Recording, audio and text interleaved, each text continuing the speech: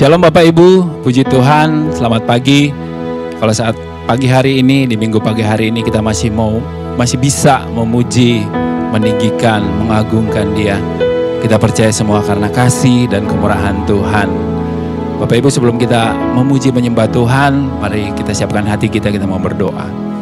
Bapa, kami bersyukur buat pagi hari ini. Kami berterima kasih buat semua yang baik, yang kami percaya Engkau selalu sediakan bagi kami Tuhan. Terima kasih buat kesehatan, terima kasih buat kekuatan, terima kasih buat anugerah yang melimpah, yang kami percaya Engkau selalu sediakan bagi kami ya Tuhan. Pagi hari ini Tuhan, kami mau memuji, kami mau meninggikan nama-Mu Tuhan. Kami percaya Tuhan, kasih kebaikan-Mu selalu mengalir dalam kehidupan kami. Terima kasih Tuhan, kami siap memuji dan meninggikan nama Tuhan. Dalam nama Tuhan Yesus, kami berdoa dan mengucap syukur. Haleluya. Amin.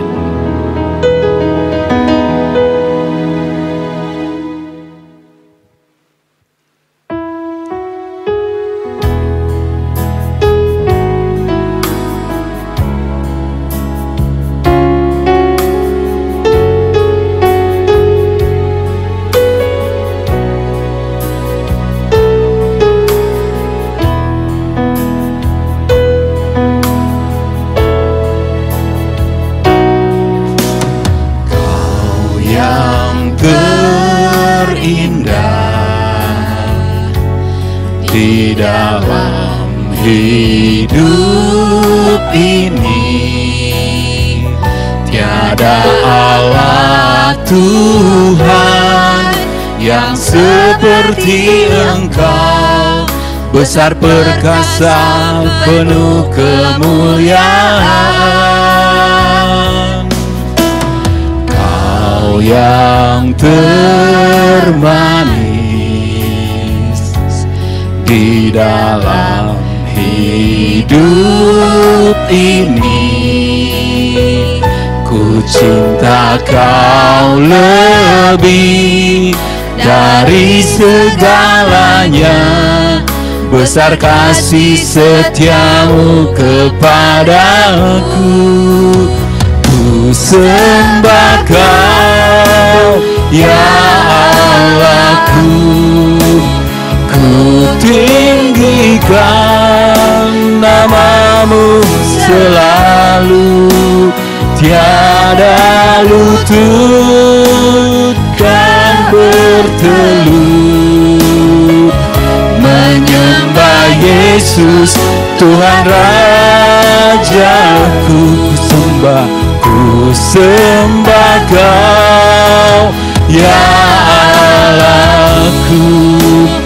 Ku tinggikan nama-Mu selalu, tiada lidah kan mengaku. Engkaulah Yesus Tuhan Rajaku.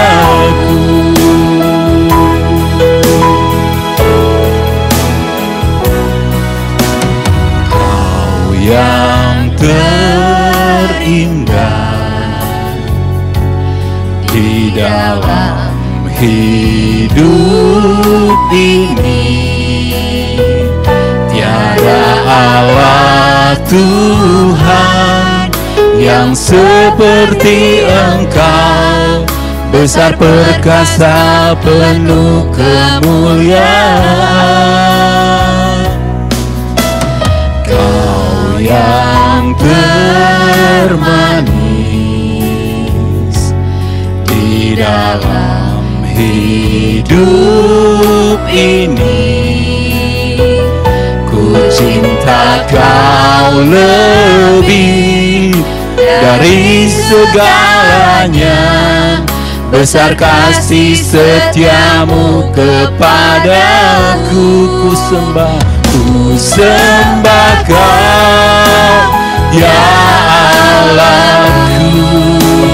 Ku tinggikan nama-Mu selalu, tiada lutut tak bertelut.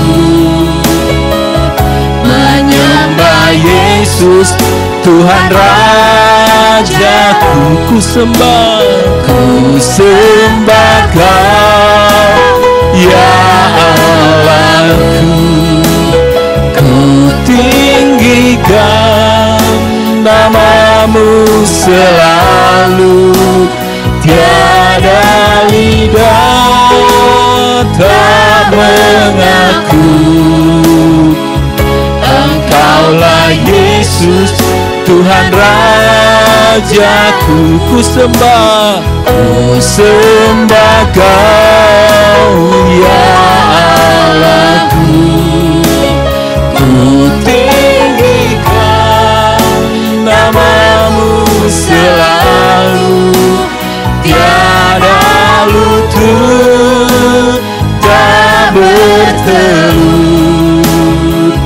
Menyembah Yesus, Tuhan Raja, ku sembah Kau, ya Allahku. Ku tinggikan namamu selalu, tiada lidah tak mengaku. Engkaulah Yesus, Tuhan Rajaku. Engkaulah Yesus, Tuhan Rajaku. Engkaulah Yesus, Tuhan Rajaku.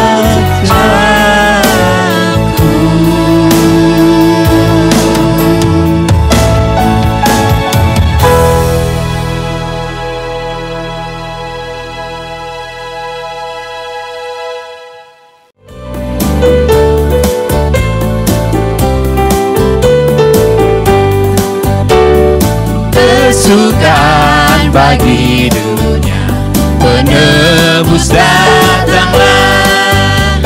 Beri hatimu kepadanya, sekalian nyanyilah, sekalian orang bernyanyilah. Hai dunia, gembiralah dan sambut Rajamu. Di hatimu terimalah, bersama bersyukur, bersama-sama bersyukur. Kesukaan bagi dunia, penebus datanglah. Beri hatimu kepadanya, sekalian nyanyilah, sekalian orang bernyanyilah. Hai dunia, gembiralah dan sambut Rajamu. Di hatimu terimalah, bersama bersyukur, bersama-sama bersyukur. Kesukaan bagi dunia, penebus datanglah. Beri hatimu kepadanya, sekalian nyanyilah, sekalian orang bernyanyilah, sekalian orang bernyanyilah.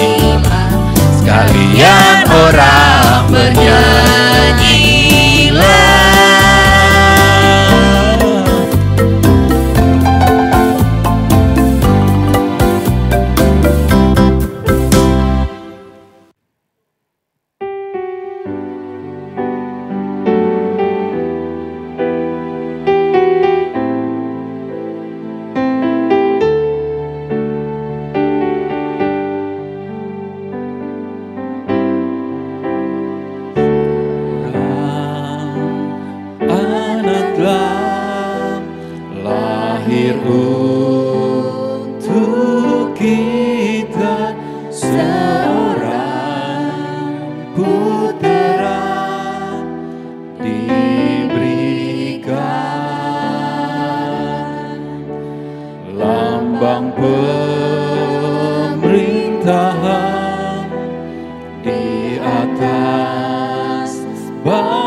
bahunya dan namanya pun disebut orang.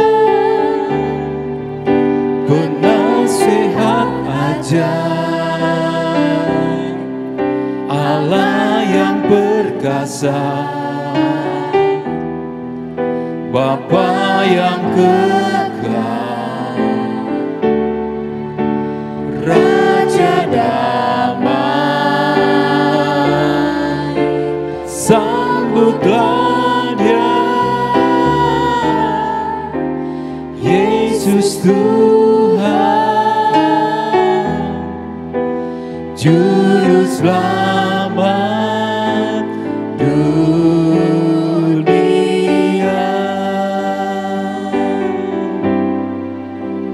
Seorang anaklah lahir untuk kita, seorang putera diberikan. Lambang pemerintahan di atas bahunya dan namanya pun disebut orang. Penasehat ajaib, Allah yang perkasa, Bapa yang kekal, Raja damai, sambutlah Dia, Yesus Tuhan, Juru Selamat dunia.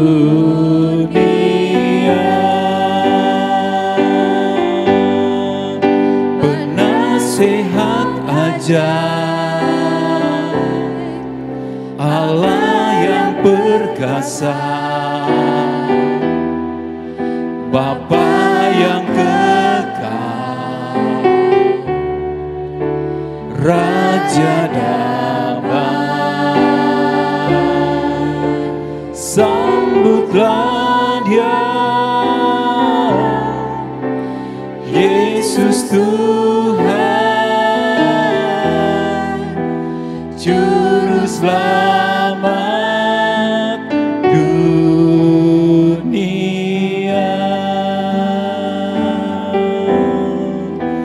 Juru Selamat dunia.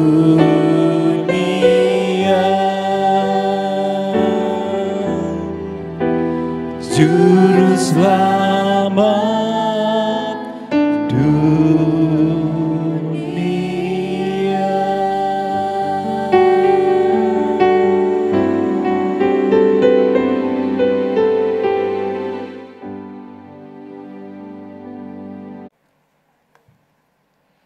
Salam, saudara-saudari, Bapak Ibu yang dikasihi Tuhan Yesus. Kembali ketemu lagi dengan saya di ibadah online. Saya percaya keadaan kita semua baik-baik saja, walaupun situasi saat ini sangat menegangkan kita ya. Tapi saya percaya Tuhan Yesus, Allah Bapa kami, Bapa kita, selalu menjaga dan memelihara hidup kita. Hari ini kita mau belajar sebagian tentang firman Tuhan. Sebelumnya mari kita berdoa lebih dulu. Terima kasih Tuhan untuk hari ini. Kami percaya Engkau ada bersama kami ya Tuhan. Kami mau siapkan hati untuk mendengarkan kebenaran akan firman-Mu ya Tuhan. Engkau mengetahui keadaan anak-anak-Mu dimanapun mereka berada ya Tuhan. Situasi mereka, kondisi mereka, kami percaya ada dalam genggaman tangan-Mu, ada dalam pikiran-Mu. Engkau yang memelihara hidup mereka. hidup kami semua ya Tuhan. Kau menyediakan segala yang kami butuhkan, segala yang kami perlukan ya Tuhan. Engkau ada bagi kami ya Tuhan. Terima kasih Bapak yang siap mendengar firman Tuhan. Mari sama-sama katakan amin. Shalom.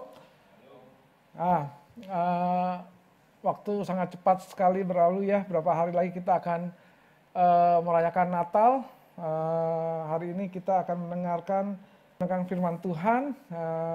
Walaupun di luar banyak kabar buruk, saya percaya selalu ada kabar baik karena Tuhan Yesus sudah menang atas segalanya. Ya, saya nggak tahu keadaan kita semua, keadaan Anda semua, tapi saya percaya ya sebagian kita ada yang mengalami hal-hal atau masa-masa sulit saat ini ya. Tapi ada satu gambaran di Perjanjian Lama, seorang tokoh yaitu Daud. Dia menuliskan satu Mazmur di Mazmur 13 tentang keadaannya, kekhawatirannya, ketakutannya saat itu. Dituliskan dalam satu Mazmur 13 dan ini menggambarkan keadaan kita saat ini, keadaan kita dalam menghadapi ketakutan, mungkin kita merasa ditinggalkan, mungkin kita merasa dilupakan Tuhan. Coba kita buka yuk Mazmur 13.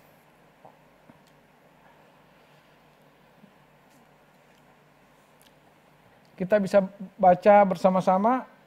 3, 2, 1. Untuk pemimpin biduan Mazmur Daud. Berapa lama lagi Tuhan kau lupakan aku terus-menerus? Berapa lama lagi kau sembunyikan wajahmu terhadap aku? Nah ini kadang-kadang ya, banyak anak-anak Tuhan merasa dilupakan sama Tuhan.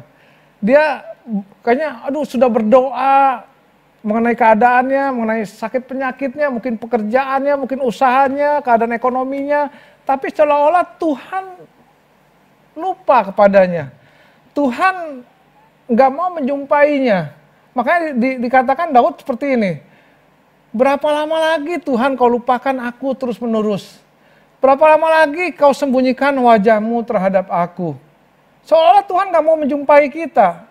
Seolah-olah Tuhan nggak mau ketemu sama kita dan datang kepada kita. Ya, jadi kadang-kadang kita juga menghukum diri kita. Ya, bukan hanya orang lain yang menghukum diri kita sendiri bisa menghukum diri kita. Kita merasa nggak layak Tuhan menjumpai kita nggak merasa nggak layak Tuhan untuk menemui kita. Dan kita nggak merasa nggak layak untuk diingat sama Tuhan. Ya, terus berapa lama lagi aku harus menaruh kekhawatiran dalam diriku dan bersedih hati sepanjang hari? Berapa lama lagi musuhku meninggikan diri atasku? Lalu kita nanya, berapa lama lagi? Berapa lama lagi? Seolah-olah Tuhan nggak mau jawab doa kita. Seolah-olah kekhawatiran kita nggak pernah habis. Seolah-olah ketakutan kita, kesedihan kita nggak ada habisnya. Terus, pandanglah kiranya jawablah aku ya Tuhan, Allahku. Buatlah mataku bercahaya supaya jangan aku tertidur dan mati. Terus, supaya musuhku jangan berkata, aku telah mengalahkan dia dan lawan-lawanku bersorak-sorak apabila aku goyah. Dan ini kadang-kadang kita sudah merasa kalah. Merasa kalah dengan persoalan kita, merasa kalah dengan keadaan kita, merasa kalah dengan situasi yang kita lihat begitu sulit. Terus, tetapi aku kepada kasih setiamu, aku percaya hatiku bersorak-sorak karena penyelamatanmu. Terus, aku mau menyanyi untuk Tuhan karena ia telah berbuat baik kepadaku. Nah ini ya. Jadi kalau kita baca satu perikop ini tentang Mazmur Daud ya. Kita melihat suatu gambaran keadaan kita yang mungkin kita merasa dilupakan Tuhan, merasa nggak layak dijumpai Tuhan. Sehingga Tuhan bersembunyi dari kita, sehingga Tuhan seolah-olah lupa sama kita ya. Terus kita merasa kekhawatiran kita juga dan ketakutan kita nggak ada habisnya. Ya. Tapi ternyata ada satu kuncinya. Ya, kuncinya tuh di ayat tadi, ayat keberapa? Kelima. Ya. Jadi untuk menghilangkan kekhawatiran, untuk menghilangkan ketakutan, untuk merasa bahwa kita tidak ditinggalkan Tuhan, itu jawabannya, kuncinya bukan apa yang harus kita kerjakan, bukan apa yang harus kita lakukan untuk menyenangkan Tuhan, bukan itu. Ya, Daud bilang seperti ini, tetapi aku kepada kasih setiamu aku percaya. Jadi ternyata untuk mengalahkan ketakutan, kekhawatiran, atau merasa diri tidak diterima sama Tuhan, atau merasa ditinggalkan Tuhan, itu dengan menyadari bahwa Tuhan mengasihi kita. Daud bilang, tetapi kepada kasih setiamu aku percaya. Hanya percaya kepada kasih setianya. Hanya percaya bahwa Tuhan mengasihi kita. Dulu kita sering sekali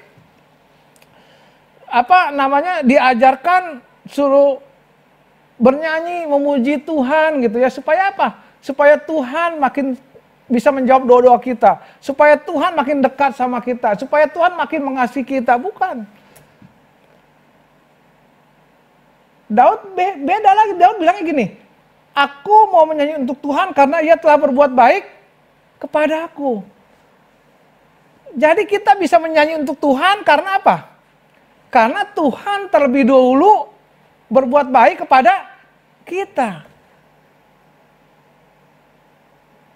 Dulu seringkali kita diajarkan, ayo naikkan pujian, naikkan nyanyian buat Tuhan. Supaya apa? Supaya Tuhan berbuat baik kepada kita. Tapi ternyata kenyataannya Tuhan sudah baik kepada kita. Kalau kita menyadari Tuhan mengasihi kita dan Dia baik sama kita, maka akan keluar pujian dari mulut kita. Amin. Ya. Ketakutan tidak bisa dikalahkan, atau kekhawatiran juga tidak bisa dikalahkan dengan apa yang harus kita kerjakan. Nggak bisa.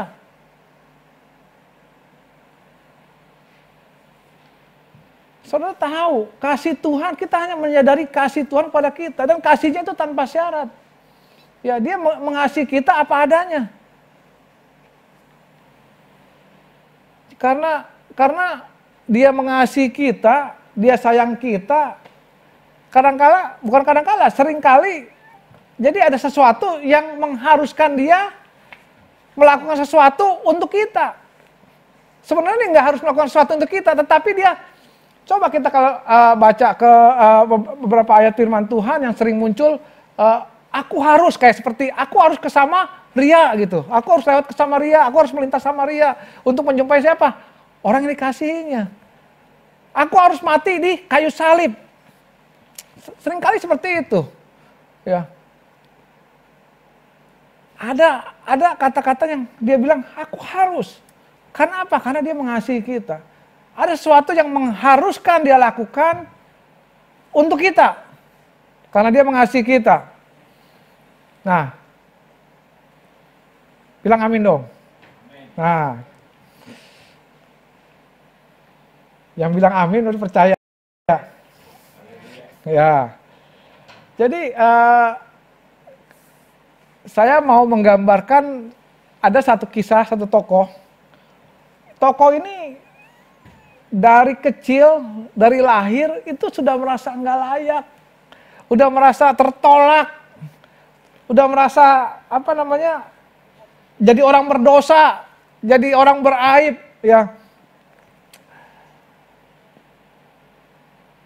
Jadi kalau saya refer sama keadaan yang seperti Daud tuliskan ini hampir mirip gitu ya. Merasa tertolak, merasa dilupakan Tuhan, merasa merasa Tuhan gak mau ketemu sama dia gitu. Seringkali kita seperti itu, ya. Seringkali bukan hanya orang yang menghakimi kita, tapi kita sendiri malah yang menghakimi diri kita bahwa kita nggak pantas, nggak layak gitu.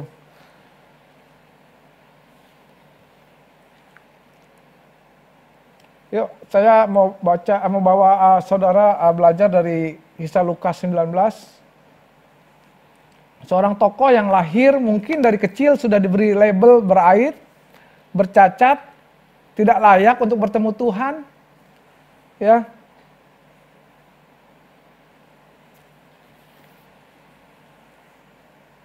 Ya. Jadi dari Lukas 19 ayat 1 sampai 10 saya mau bacakan.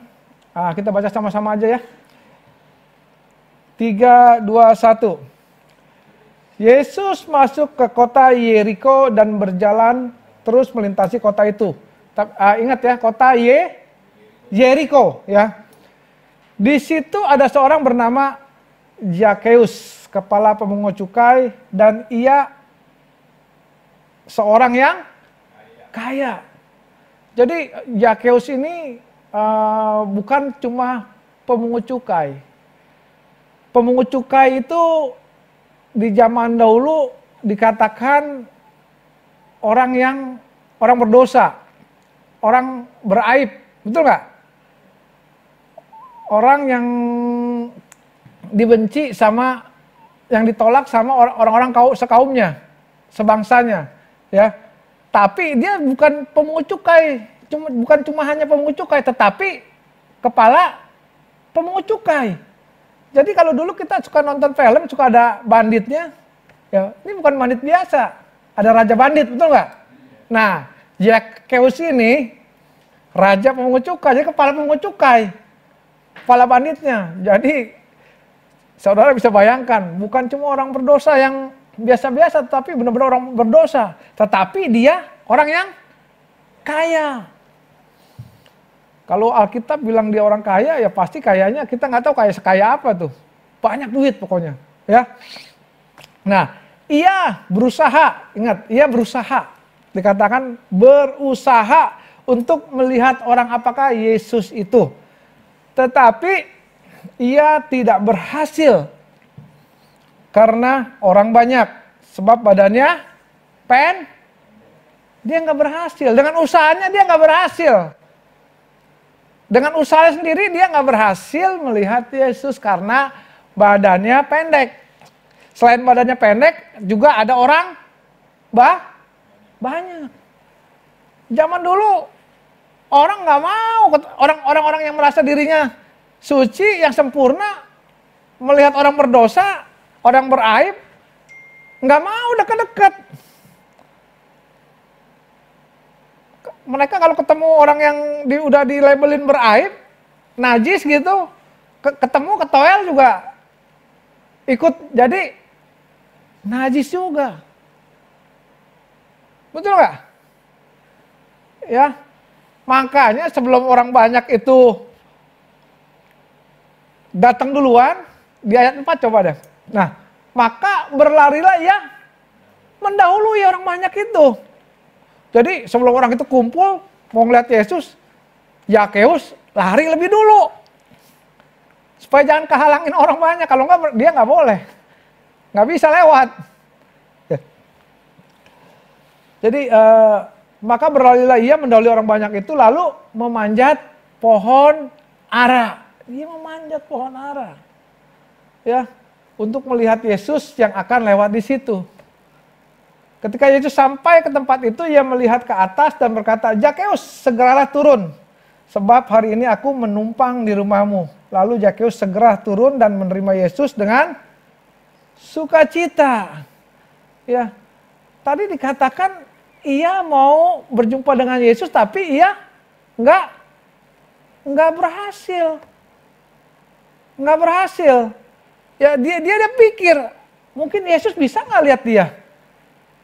Sebenarnya jadi bukan Zakheus yang ngelihat Yesus, tapi di Alkitab ditulis siapa yang melihat Yesus? Yang melihat Yesus melihat Zakheus. Mungkin orang-orang sebangsanya nggak mau lihat Zakheus, nggak mau pandang Zakheus. Tetapi Zakheus di atas pohon. Coba kalau atas pohonnya rimbun, daunnya banyak. Mungkin gak kelihatan. Tapi mata Yesus masih bisa tertuju kepada Zakheus. Siapa Zakheus? Kok bisa-bisanya Yesus mau melihat Zakeus loh orang berdosa, kepala pemungut cukai, orang yang nggak layak. Tetapi mata Yesus tertuju kepada Zakeus. Sama, Yesus juga matanya selalu tertuju kepada kita semua. Anda dan saudara, saya dan saudara.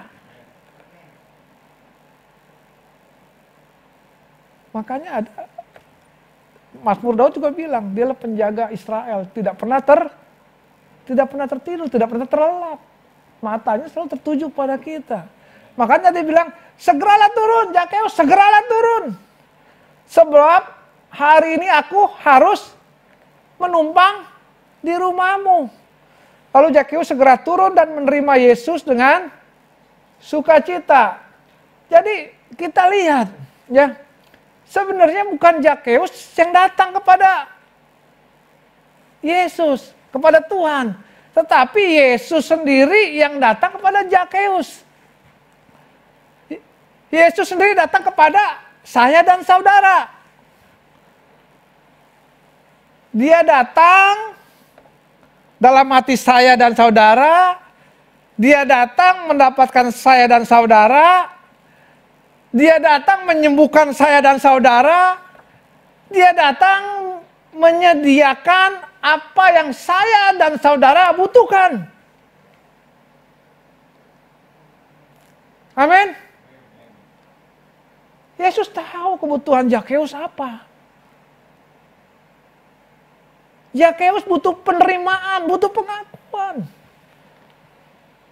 Yang selama ini dia tertolak oleh orang sebangsanya, tetapi waktu datang Tuhan Yesus menerima dia.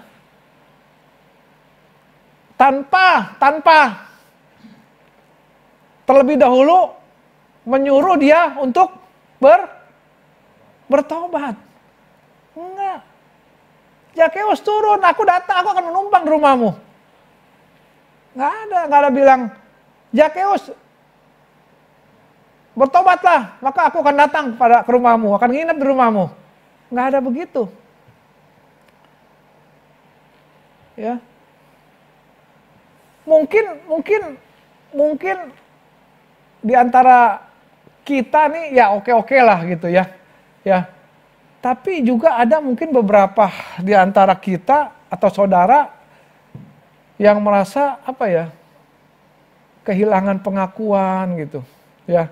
Merasa salah, nggak layak. Terus mungkin orang di sekitar Anda juga nggak tahu keadaan Anda, tapi ketahuilah bahwa Yesus tahu apa yang kita pikirkan.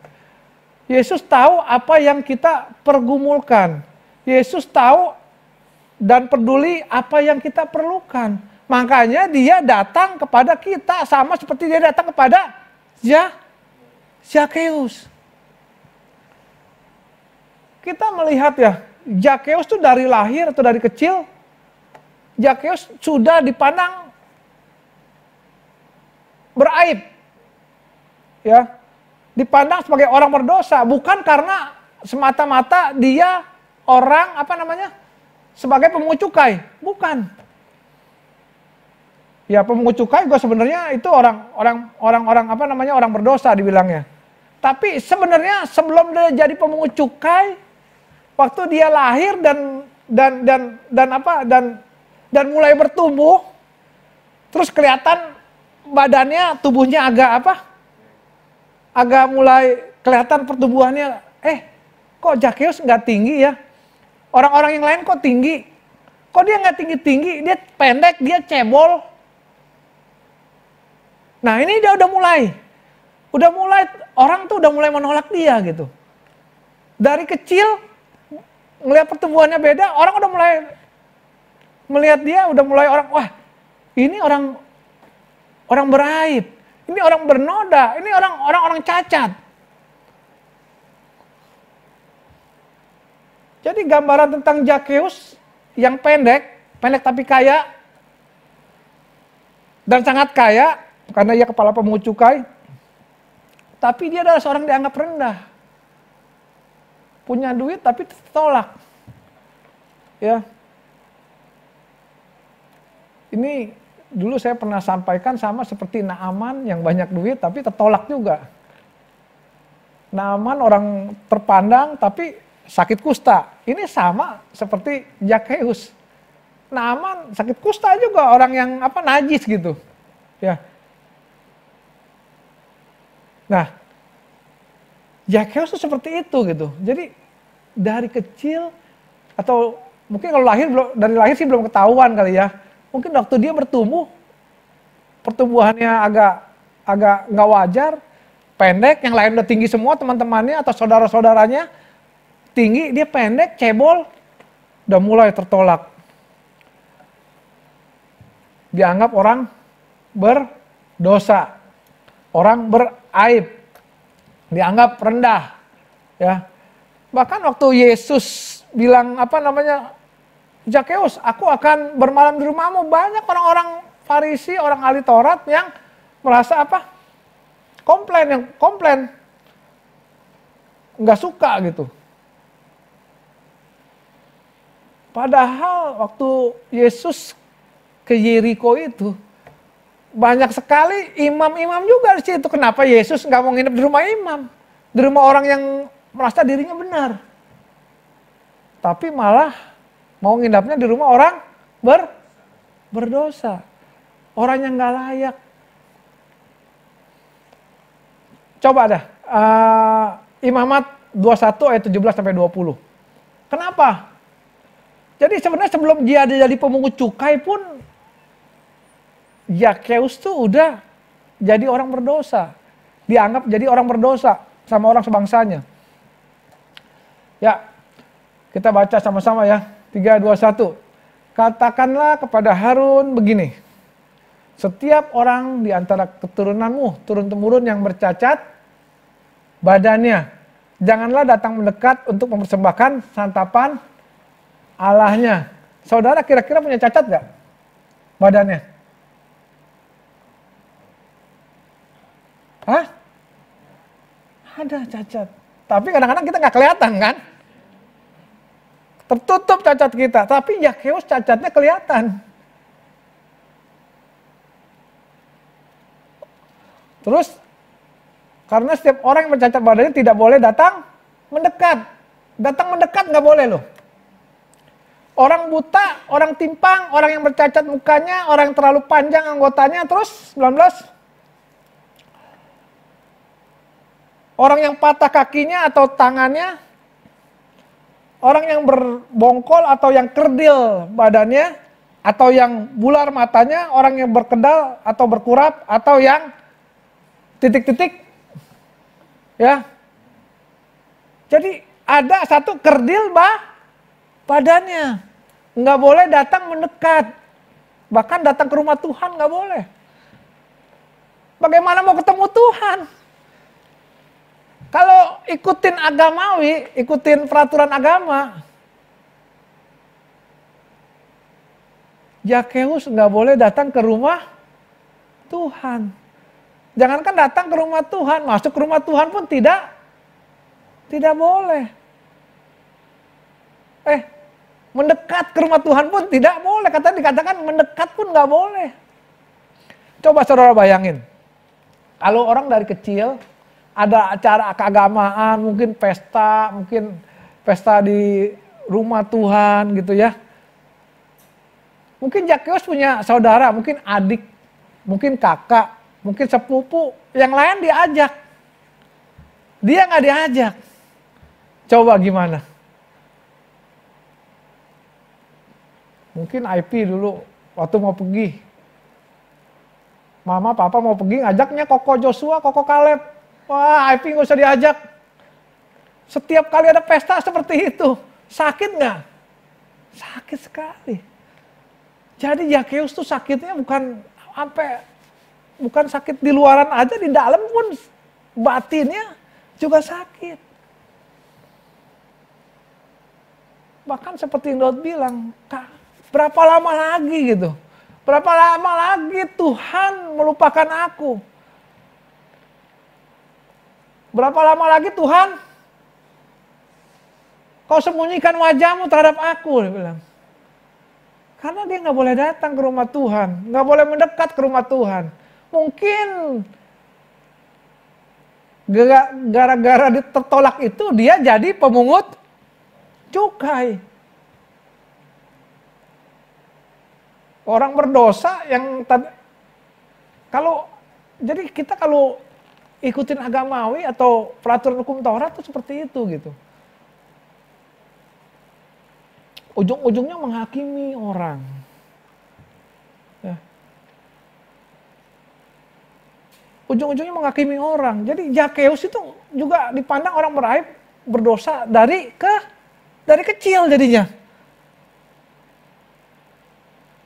Saudara tahu nggak? Di ayat yang lain ada waktu Yesus lewat melihat orang buta yang sejak kecil. Orang buta sejak kecil, terus murid-muridnya nanya kepada Yesus, Rabi, siapakah yang berbuat dosa? Coba, ngeliat orang sakit aja ada berbuat dosa. Ngeliat Pak Mamai sakit, Pak Mamai pasti dosa nih, berbuat apa gitu.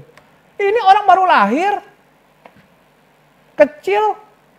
masih kecil, buta matanya, dibilang, nih orang ini berbuat apa? Orang belum melakukan apa-apa. Ya agama seperti itu. Selalu menghakimi, kalau kita ada sesuatu yang terjadi dalam diri kita, nah apa yang kamu perbuat? Coba bayangin, gak masuk akal kan? Orang baru lahir terus buta dari kecil, dari lahir, dibilang, apa yang dia lakukan? Dosa apa? Bapaknya atau dianya? Kalau bapaknya baik-baik aja, orang tuanya baik-baik aja, mungkin yang dituduh anaknya. Padahal belum melakukan apa-apa. Dari kecil, lahir, buta, wah berdosa nih anak katanya. Kan bingung. Betul nggak? Ya.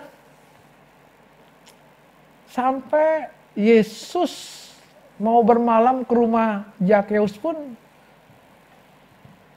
semua orang-orang agamawi, ahli agama, orang ahli Farisi komplain, bersungut-sungut. Coba ayat 7, Lukas 19.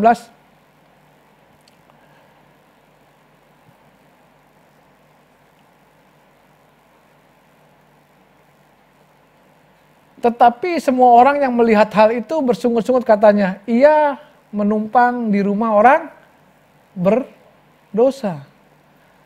Kadang-kadang seringkali kita sebagai orang percaya yang udah di gereja, kita ngelihat orang satu pelayanan kita bergaul dengan orang yang yang kita anggap gak layak. Kita juga bisa bersungut-sungut. Ngapain main sama dia? Ngapain main sama orang begitu?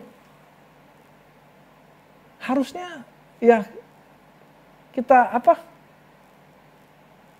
rangkul orang-orang yang kita anggap berdosa itu, yang hidupnya kita anggap masih kurang benar, kita rangkul.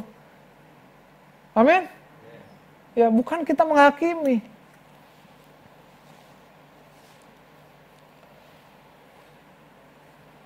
Mungkin kalau saudara punya kelemahan yang tahu saudara sendiri dan istri sendiri, mungkin saudara bisa tutupin, betul nggak? Kita bisa tutupin, kita bisa lindungin gitu. Tapi kalau semua orang tahu dan melihat kekurangan saudara seperti Zakeus, semua orang lihat kekurangannya apa gitu. Dia pendek, dia cebol, saudara bisa rasakan nggak coba? Saat bapak ibunya ngajak mungkin saudaranya, kalau dia punya kakak, ngajak kakaknya, dia punya adik, ngajak adiknya pergi. Dia nggak diajak. Sedih sekali. Mungkin dari kecil sudah terluka hatinya.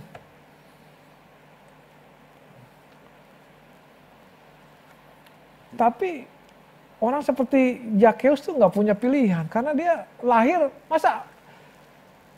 kalau dia bisa milih, dia mau lahir secara sempurna, betul nggak?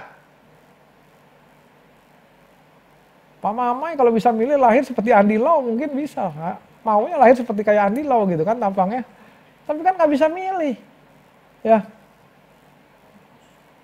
Zakheus lahir tahu-tahu udah gede, udah dikasih label bahwa dia tuh orang beraib, orang bernoda, orang bercacat. Orang yang nggak layak ketemu Tuhan. Orang yang nggak boleh mendekat pada rumah Tuhan. Aduh, sedih sekali. Sedih sekali. Ya. Dianggap orang berdosa. Padahal nama Zakheus itu saya iseng-iseng lihat di buku yang di Ashworth itu. Zakheus tuh mempunyai arti bersih. Zakheus tuh mempunyai arti murni, tanpa cacat, tanpa celah.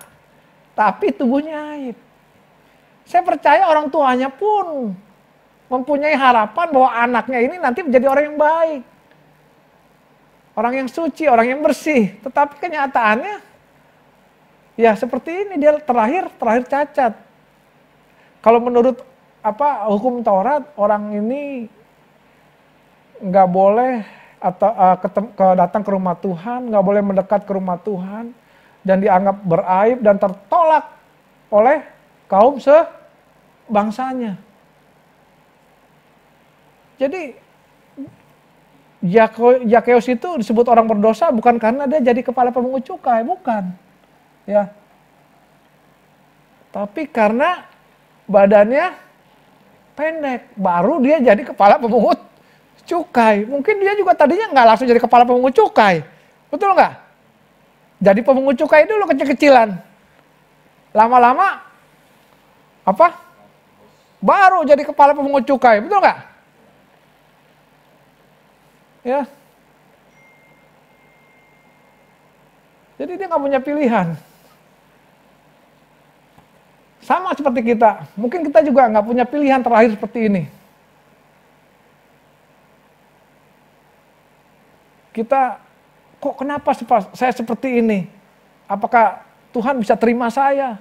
Apakah saya layak gitu ya dikasih sayang Tuhan? Apakah Tuhan mau menjawab doa-doa saya? Apakah Tuhan selalu ingat dan selalu melihat saya? Tapi kenyataannya, walaupun Zakheus dianggap orang berdosa, tapi Yesus tetap matanya tertuju kepada Zakheus. Amin.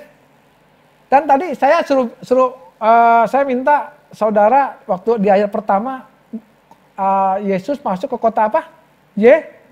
Yeriko.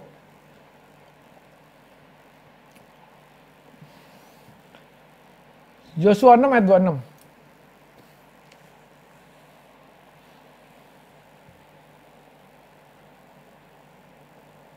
Yosua 6 ayat 26. Kita baca sama-sama ya. 3, 2, 1. Pada waktu itu bersumpahlah Yosua katanya, terkutuklah di hadapan Tuhan orang yang bangkit untuk membangun kembali kota Yeriko. Ini dengan membayarkan nyawa anaknya yang sulung, ia akan meletakkan dasar kota itu, dan dengan membayarkan nyawa anaknya yang bungsu, ia akan memasang pintu gerbangnya. Jadi Yeriko ini ya kota terkutuk. Jadi kalau kita melihat Zakheus orang berdosa, orang beraib yang tinggal di kota terkutuk. Tapi Tuhan mau datang kepada Zakheus.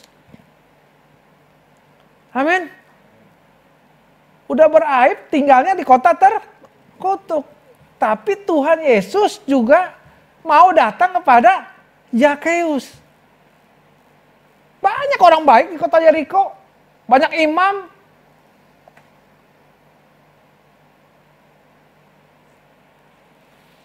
Bahkan kalau kita baca di beberapa literatur ya, Yeriko itu kota mungkin lumayan banyak imam gitu. Ya, jadi banyak orang-orang baik gitu. Harusnya Yesus datangnya ke rumah orang yang baik, orang imam mungkin. Tapi dia datang ke Yeriko hanya untuk ketemu siapa? Zakheus, orang berdosa. Jadi apapun keadaan saudara saat ini, jangan berpikir bahwa kita nggak layak. Karena apa? Karena Tuhan sendiri yang datang. Mungkin saudara berpikir saat ini saudara nggak bisa datang ke rumah Tuhan. Ya kita lihat, Zakheus nggak bisa datang ke rumah Tuhan. Bahkan mendekat nggak bisa. Tapi di Yesus yang datang ke rumah Zakheus. Yesus yang datang ke rumah Zakheus.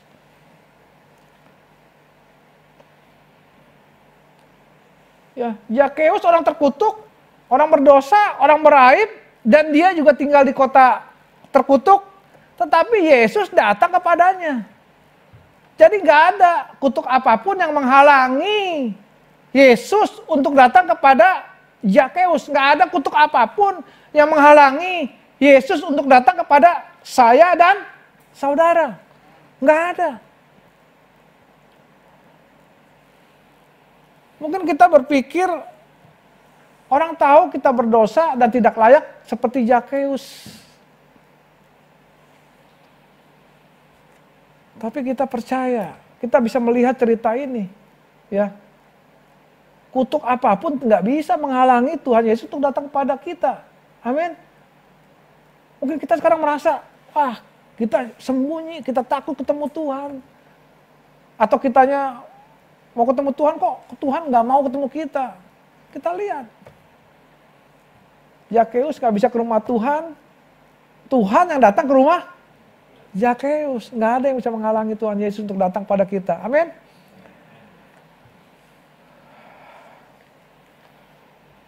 Sampai mana nih tadi nih? Makanya dia berkata, Zakheus turun. Waktu Tuhan Yesus lihat di atas kan, ya. Aku harus menginap di rumahmu. Harus nggak kira-kira? Hah? Nggak harus. Nggak harus. Tapi kenapa? Aku harus menginap, aku harus bermalam di rumahmu. Kenapa? Karena dia sayang sama Zakheus. Dia mengasihi Zakheus. Kenapa Zakheus naik ke pohon ara? Pohon ara juga sebuah gambaran waktu, ingat nggak? Waktu Adam dan Adam dan Hawa jatuh ke dalam dosa, apa yang dilakukan mereka? Mereka menyemat apa? Daun pohon ara untuk menutupi dosanya, untuk menutupi kemaluannya. Jadi pohon ara itu gambaran usaha manusia untuk ketemu Tuhan. Makanya Zakheus itu naik ke pohon ara. Kenapa nggak naik pohon belimbing? Betul nggak? Kenapa nggak naik ke pohon yang lain? Pohon apa gitu? Ya, pohon mangga. Ya, kita tulis pohon ara. Itu berbicara usaha manusia untuk ketemu Tuhan. Mungkin Zakheus bilang, orang karir aja bisa gue panjat kok, betul nggak? Orang kerdil dari pemungut cukai jadi kepala pemungut cukai juga bisa.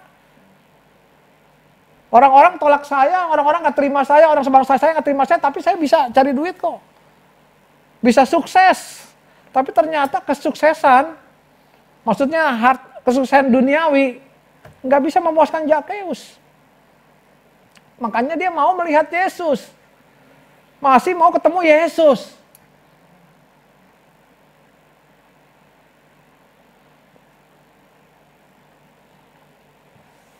Jadi pohon ara itu gambaran usaha manusia untuk ketemu Tuhan dengan cara dan usahanya sendiri, ya. Tapi kenyataannya Yesuslah yang mendatangi Zakheus. Yesuslah yang mendatangi saya dan saudara semua. Zakheus nggak bisa pilih terlahir menjadi orang sempurna, nggak bisa pilih. Kita juga nggak bisa milih menjadi orang yang sempurna, orang yang kita anggap, yang kita pikir wah saya layak ketemu Tuhan. Bukan, nggak bisa kita pilih seperti itu, ya.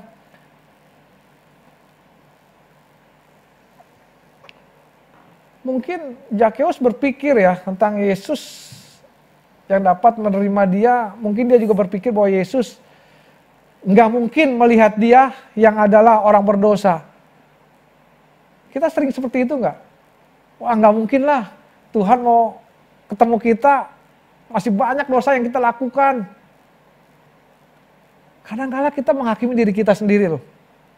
Itu bahaya sekali. Kalau orang lain yang menghakimi mungkin kita masih bisa, ya masih bisa tahan lah gitu ya. Tapi kalau udah diri sendiri yang menghakimi, ujung-ujungnya banyak yang bunuh diri, nggak tahan. Ya. Jadi Tuhan Yesus bilang pada Zakeus, turun dari pohon usahamu. Ya. Aku yang datang ke rumahmu. Aku yang masuk ke rumahmu. Ya. Turun dari pohon usahamu. Jadi mungkin aja saat ini tubuh kita melihat, wah saya sempurna, saya nggak seperti Zakeus ya. Saya melihat bahwa keadaan Zakeus itu benar-benar menyerang, benar-benar sampai ke dalam batinnya. Jadi kalau seringkali orang tertolak, seringkali orang nggak diterima, masih bagus Zakeus masih bisa jadi kepala pemungut cukai. Betul nggak?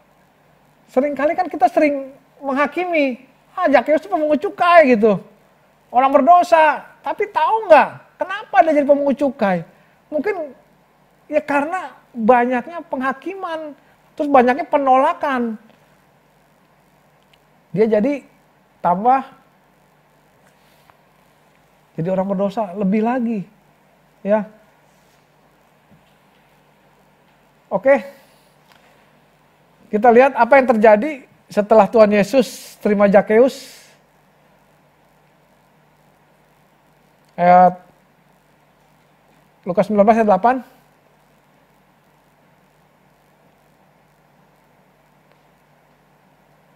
Apa yang terjadi setelah Tuhan Yesus menjumpai Zakeus? Kita lihat nih.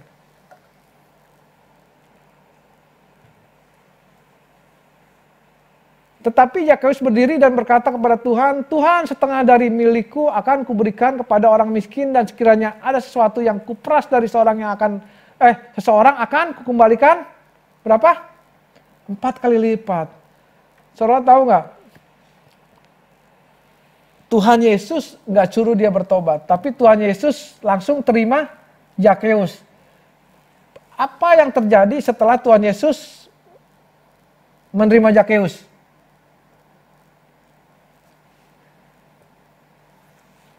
Dia langsung berubah. Yang tadinya suka meras orang, yang tadinya suka bohongin orang, memeras orang, mengambil sesuatu lebih dari orang, dia bertobat, dia kembalikan uangnya, dia ganti. Jadi orang yang murah hati. Itulah perubahan saat seseorang menerima kasihnya Tuhan. Amin. Terus ayat 9 dan 10. Kata Yesus kepadanya, hari ini telah terjadi keselamatan kepada rumah ini karena orang ini pun anak Abraham. Ayat 10. Sebab anak manusia datang untuk mencari dan menyelamatkan yang hilang. Jadi kita ingat perkataan Tuhan Yesus waktu dia bilang, karena begitu besar kasih Allah akan dunia ini, sehingga diberikan anaknya yang tunggal. Kalau kita melihat Zakeus tuh nggak bisa pilih untuk lahir seperti apa, atau untuk lahir di mana, untuk lahir dari keluarga yang mana, untuk lahir dengan tubuh seperti apa, dia nggak bisa pilih. Tapi kita lihat Yesus itu bisa milih untuk lahir di mana. Amin. Yesus bisa pilih untuk lahir di mana. Tapi karena begitu besar kasih Allah akan dunia ini, sehingga diberikan anaknya yang tunggal, supaya yang percaya padanya tidak binasa. Yesus bisa pilih lahir di istana. Yesus bisa pilih di tempat lahir melalui orang yang kaya raya. Tapi dia lahir di mana? Dia pilih di mana? Melalui siapa? Melalui orang sangat sederhana sekali. Bahkan untuk mengorbankan apa? Korban aja. Yusuf tuh harus, yang lain mempersembahkan domba, mempersembahkan lembu mungkin, tapi Yesus lahir dari orang tua yang sangat sederhana. Yang bahkan waktu mempersembahkan korban aja cuma burung merpati. Yesus bisa lahir di tempat yang indah. Tapi dia lahir di mana? Di kandang hewan. Bahkan dia lahir ditaruh di mana waktu dia jadi bayi? Di palungan. Dia bisa pilih kok lahir terus ditaruh di mana? Di tempat tidur yang nyaman. Tapi dia lahir di palungan. Supaya apa? Supaya orang-orang seperti Zakeus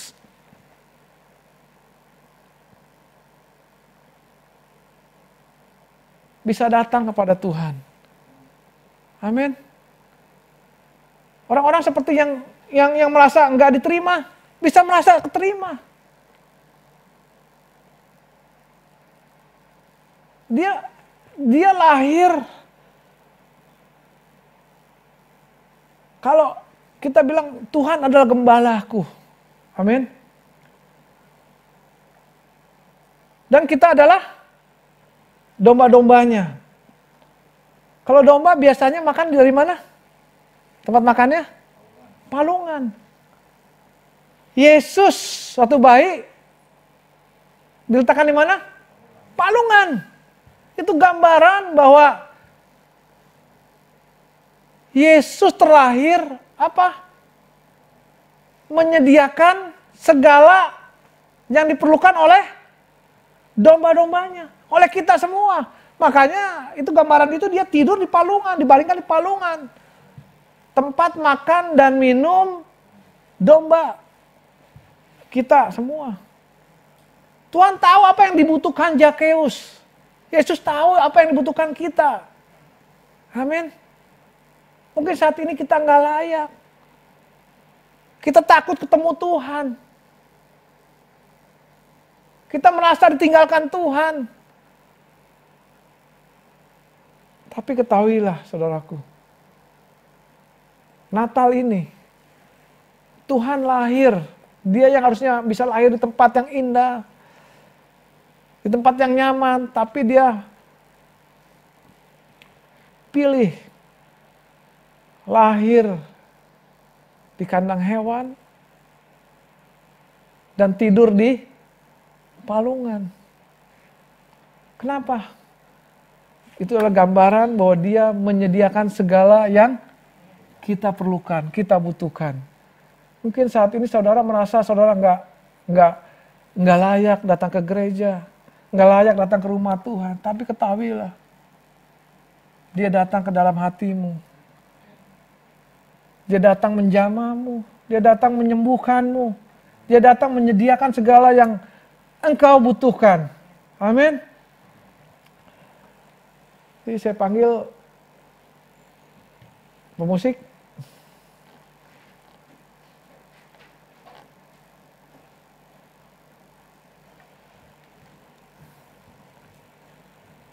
Musik dulu mainin. Mainkan musiknya.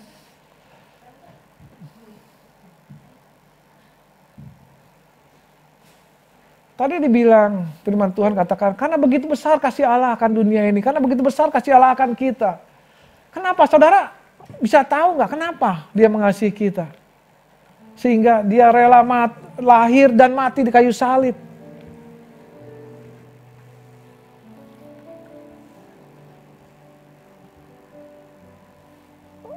Kejadian 1 ayat 26.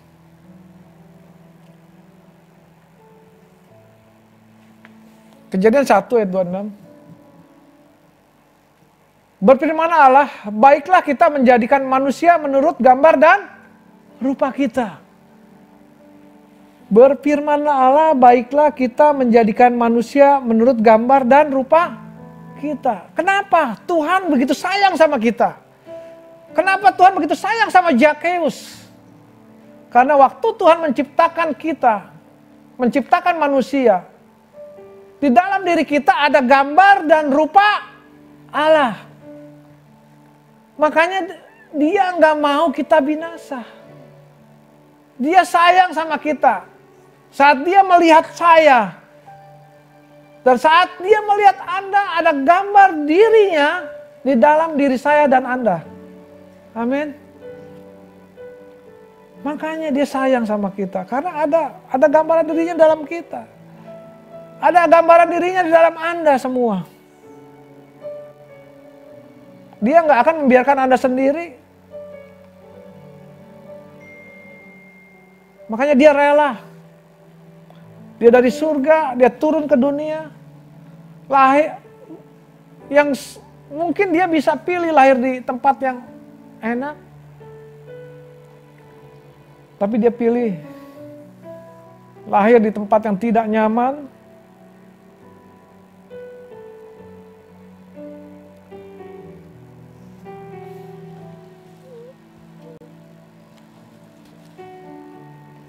Haleluya.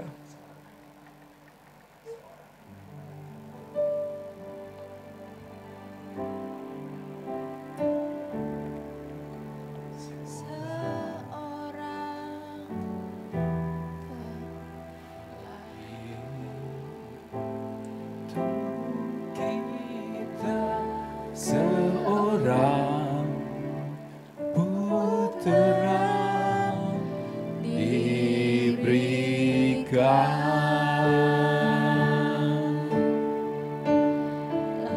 lambang Pemerintahan di atas bahunya, dan namanya pun disebut orang penasehat ajaib, Allah yang perkasa, Bapa yang kekal, Raja damai. Sambutlah Dia, Yesus Tuhan, Juru Selamat dunia. Nyanyikan sekali lagi dari awal lagu ini. Anak telah lahir untuk kita, seorang putera diberikan, lambang pemerintahan di atas bahunya, dan namanya pun disebut orang penasehat ajaib, Allah yang perkasa, Bapa yang kekal, Raja damai. Sambutlah Dia, Yesus Tuhan, Juru Selamat dunia.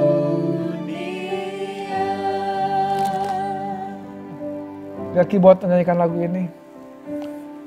Mungkin saudara sudah mendengar cerita tentang Zakheus. orang yang beraib, orang bercacat,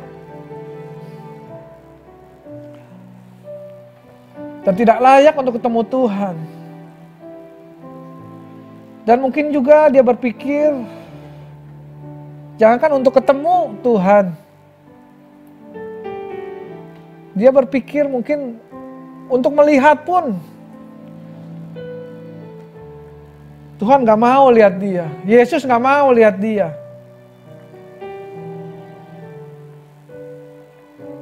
Karena dia melihat dirinya adalah orang berdosa, orang beraib. Bukan hanya kepala pemungut cukai, tetapi dia cacat, berbongkol badannya, dia pendek, dia kerdil. Yang menurut agamawi, orang-orang Yahudi, orang ini orang yang tertolak. Tapi waktu Yesus melintasi kota Yeriko, kenyataannya Yesus yang melihat Zakeus dengan memanggil namanya. Sebagaimana yang firman katakan, aku akan memanggil engkau dengan namamu. Mungkin saat ini saudara mengalami hal yang sama. Saudara merasa nggak layak, merasa berdosa. Banyak kegagalan-kegagalan yang sudah Anda lakukan. Dan Anda merasa Tuhan gak layak bertemu dengan saudara, berjumpa dengan saudara, atau melihat saudara. Tapi ketahuilah, bagaimana Tuhan melihat Zakeus yang adalah orang berdosa, dan memanggil dia dengan namanya. Saat ini pun Tuhan sedang melihat saudara, dan melihat dan memanggil saudara dengan nama saudara.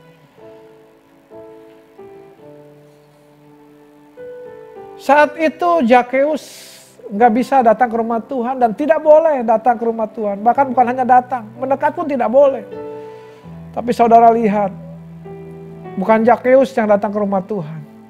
Kalau Zakeus nggak bisa datang ke rumah Tuhan, Tuhan yang datang ke rumah Zakeus. Yesus yang datang dan masuk bermalam di rumah Zakeus. Dia berkata, Zakeus, aku harus bermalam di rumahmu. Kenapa Tuhan Yesus berkata harus? Karena dia mengasihi Zakeus. Dia mengasihi Zakeus. Dia mengasihi Anda dan saya. Apapun masalah Anda, kekhawatiran Anda, ketakutan Anda saat ini, Yesus tahu dan dia tidak pernah tinggal diam. Dia datang kepadamu, dia datang kepada Anda, dia memberikan apa yang Anda perlukan, dia menyediakan apa yang Anda butuhkan, sebagaimana dia datang kepada Zakeus. Terima kasih Tuhan, terima kasih Bapak.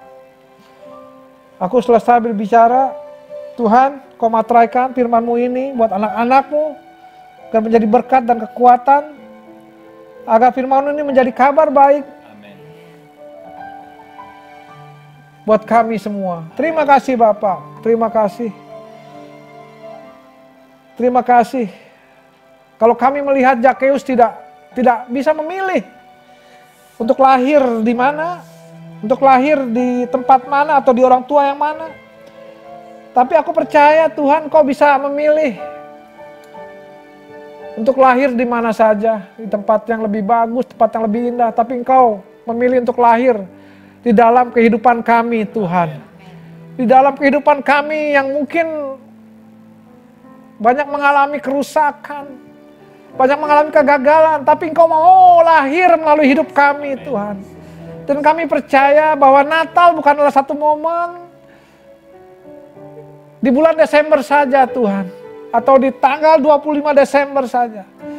Tapi Natal adalah setiap hari dalam hidup kami, bahwa Engkau lahir dalam hidup kami. Engkau lahir di dalam keadaan apapun di dalam hidup kami Tuhan. Setiap hari Natal bagi kami, karena kami percaya setiap hari kehidupan-Mu lahir. di hidup kami. Terima kasih Tuhan. Terima kasih Yesus. Terima kasih Roh Kudus. Ntar kami akan pulang dan kami akan menerima berkat. Tuhan, Kau melihat tangan-tangan yang terangkat untuk menerima berkat dan menjadi berkat buat banyak orang. Biarlah melalui mereka semua Yesus lahir. Hidup-Mu lahir Tuhan melalui kehidupan kami Tuhan.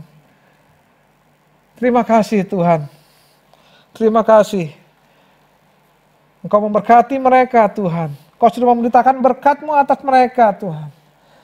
Diberkatilah mereka di desa, diberkati mereka di kota, dimanapun mereka berada, diberkati Tuhan. Diberkati usaha mereka, diberkati apa yang mereka kerjakan. Sehingga apapun yang mereka lakukan, kerjakan oleh tangan mereka, Engkau buat menjadi berhasil Tuhan. Terima kasih Bapa, terima kasih Tuhan. Terima kasih. Tuhan memberkati Engkau dan melindungi Engkau. Tuhan menyinari Engkau dengan wajah-Nya dan memberi Engkau kasih karunia. Tuhan menghadapkan wajah-Nya kepadamu dan memberi Engkau damai sejahtera.